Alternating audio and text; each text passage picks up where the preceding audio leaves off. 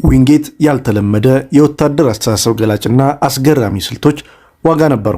ዊንጌት ራሱን የተሰጠ ክርስቲያን ጽዮናዊ ነበር። በግዴታ ፍልስጤም ውስጥ ልዩ የምሽት ስኳድስ የተባለ የብሪቲሽና የአይሁድ ጸረ ሽምቅ ቡድን አቋቁሟል።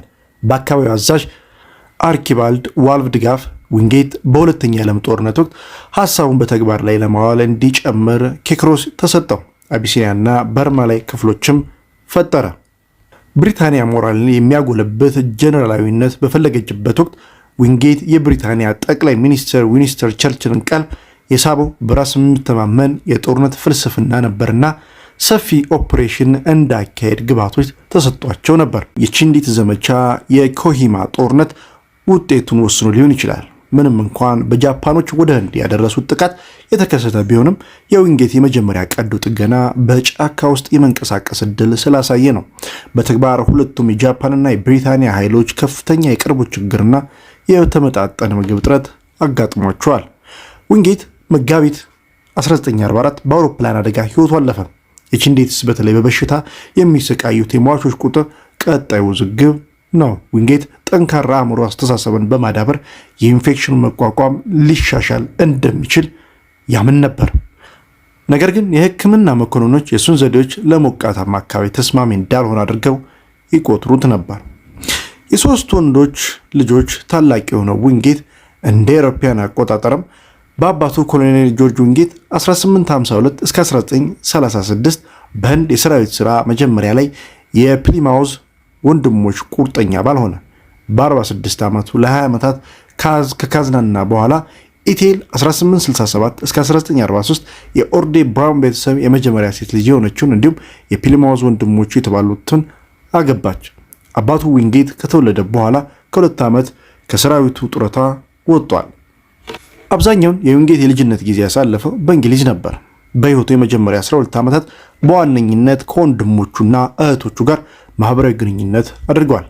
7 የዊንጌት ልጆች በዚያን ጊዜ የተለመደ አይነት የክርስቲያናዊ ትምህርት ያገኙ ሲሆን በየቀኑ ቅዱስ መጽሐፎችን ለማጥናትና ለማስታወስ ጊዜ ይመደብላቸውም ነበር። በ1916 ቤተሰቡ ወደ ጎልዳሚንግ ተዛወረ። ዊንጌት በቀን ልጅነት ቻርተር ሃውስ ተከፈለ። በትምህርት ቤቱ ውስጥ አልተሳፈሩም ወይም በህዝብ ትምህርት ቤት እንቅስቃሴዎች ውስጥ አልተሳተፈም። ይልቁን በወላጆቹ በቤት ውስጥ ተጠምዶ ነበር። ልጆቻቸውን ራሳቸውን የቻሉ አስተሳሰብ፣ ተነሳሽነትና በራስ መተማመን የሚያበረታታ ፈታኝ ፕሮጀክቶች እንዲቋቋምም ያበረታቱም ነበር። ከ4 ዓመታት በኋላ ዊንጌት ቻርተር ሃውስን ለቆ በ1921 በሮያል ወታደራዊ አካዳሚ በወልዊች የሮያል አርቲለሪ መኮንኖች ማሰልጠኛ ትምህርት ቤት ተቀበለ። በህጎቹ ላይ መጠነኛ ጥፋት በመፈጸሙ የአንደኛ ዓመት ተማሪ ሆኖ ነበረ። አስጨናቂ የአምልኮ ስርዓት ይፈጸምበታል። ይህ ስርዓት አንደኛ ዓመቱን የተነጠቀውና ከፍተኛ ተማሪዎችን በግድ እንዲሮጥ የተደረገ ሲሆን ሁሉም ተከሳሾች በመስመር ጉዞ ላይ ለመምታት የታጠቀ ፎጣ ያዙ። በመጨረሻ ላይ ሲደርስ የመጀመሪያ ዓመት በበረዶ ቀዝቃዛ የውሃ ማጠራቀሚያ ውስጥ ይጣላሉ።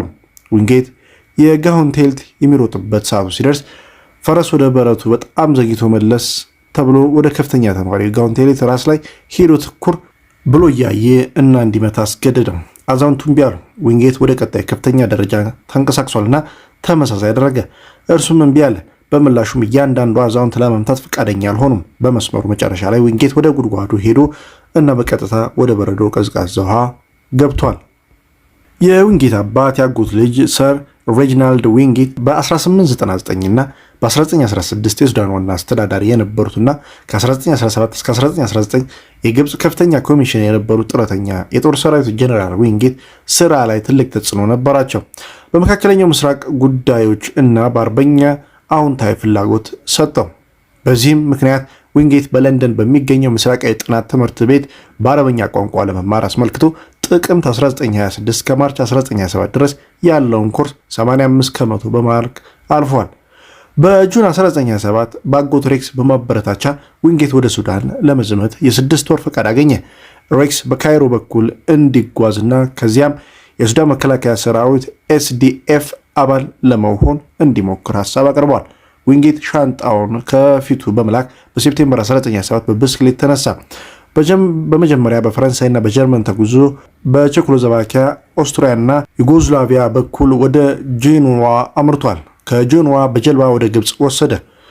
ከካይሮም ወደ ካርቱም ተጉዟል። በአፕሪል 1928 ወደ ኤስዲኤፍ ለመዘዋወር ያቀረበው ማመልከቻ ወደ ምስራቅ አረብ ኮርፕ ተለጠፈ። በኢትዮጵያ ድንበሮች በሮዜስ እና ጋላባት አካባቢ ሊያገለግል ኤስዲኤፍ የባሪያ ነጋዴዎችና የዝሆኖች አዳኞች ለመያዝ ሲቆጣጠር ነበር። የዘውትር ጥበቃ ዘዴውን ወደ አድፍጥ ለውጦታል። ማዕረግ ያለው የ300 ወታደሮች ኩባንያ አዛዥ ተሰጠው።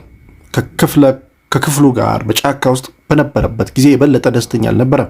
ነገር ግን ካርቱም በሚገኘው ዋና መስሪያ ቤት በነበረበት ወቅት ሌሎች መኮንኖች በተጨቃጫቂ ስብዕና ያናጋቸው ነበር። አፕሪል 16 ቀን 1930 በየአካባቢው የካፒቴን ማዕረግም ተሰጥቶታል።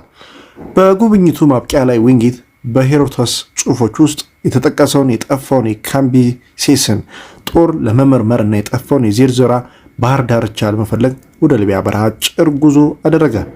በሮያል ጂኦግራፊ ሶሳይቲ መሳሪያዎች የተደገፈ እና የሱዳን ሰርቬይ ዲፓርትመንት ጉዞን የተጀመረው በጥር 1933 ነበር። በሱዳን አገልግሎቱም በ2 ሚያዝያ 1933 ተጠናቋል። ለአውሮፓውያን አቆጣጠርም በ1933 ወደ እንግሊዝ ሲመለስ ዊንጌት ወደ ቡልፎርድ በሳሊስቤሪያ ሜዳ ላይ ተለጠፈና የብሪታንያ መድፍ መሳሪያዎች በሜካኒዝ የተሰራ በነበረበት ወቅት እንደገና ማሰልጠን ላይ ትልቅ ተሳትፎ ነበረው። ከግብፅ በባህር ጉዞ ላይ 16 ዓመቷ ሎራና ሞንክሬፍ ፓተርሰን ከእናቷ ጋር ስትጓዝ አገኘችው። ከ2 ዓመት በኋላ በጥር 24 ቀን 1935 ተጋብተዋል። ከጃንዋሪ 13 ቀን 1935 ጀምሮ ዊንጌት በጊዜ መቶ አለቃ ማዕረግ በ7ኛ ፊልድ ብሪጌድ የሮያል አርቲሌሪ ግዛት ጦር ክፍል ረዳት በመሆን ከቴሪቶሪያል አርሚ ጋር ተመረጠ።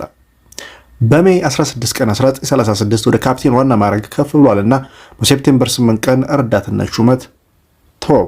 ሁለተኛ የዓለም ጦርነት ሲጀመር ዊንጌት በብሪታንያ ጸረ አውሮፕላን አዛዥ ነበር። በፍልስጤም አካባቢዋና የአረብ ነዋሪዎች በእንግሊዝ ስም የሚገዛ ይሁዶች ጦር እንዲፈጠር ለሰራዊትና ለመንግስት ደጋግሞ ሀሳብ አቀረበ።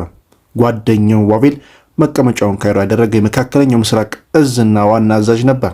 እናም ወደ ሱዳን ጋብዞት የጣሊያን ወረራ ኃይሎች በኢትዮጵያ ላይ ዘመቻ እንዲጀምር ጋበዘው።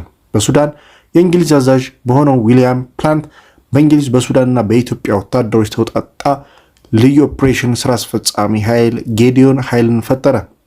በካርቱም እሱና ቶኒ ሲምቦንደስ በለንደንና በካይሮ የሚቆጣጠሩ ሚሽን 101ን ተቀላቀሉ።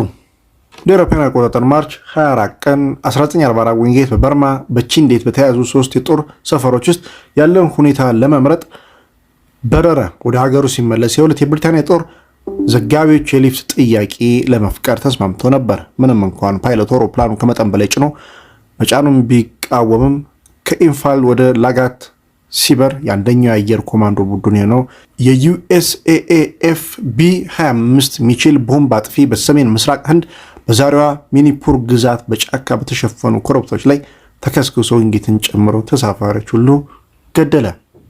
ዊንጌት ምትክ ብሪጌድ ዋልተር ሌታናይ ኤልአርፒ ኃይሎች አጠቃላይ አዛዥ ሆኖ ተሾመ። የጃፓን ጦር በኢምኤፍኤል ላይ ጥቃት ሲሰነዝር ትዕዛዝ ለመቀበል ከበርማ በረረ።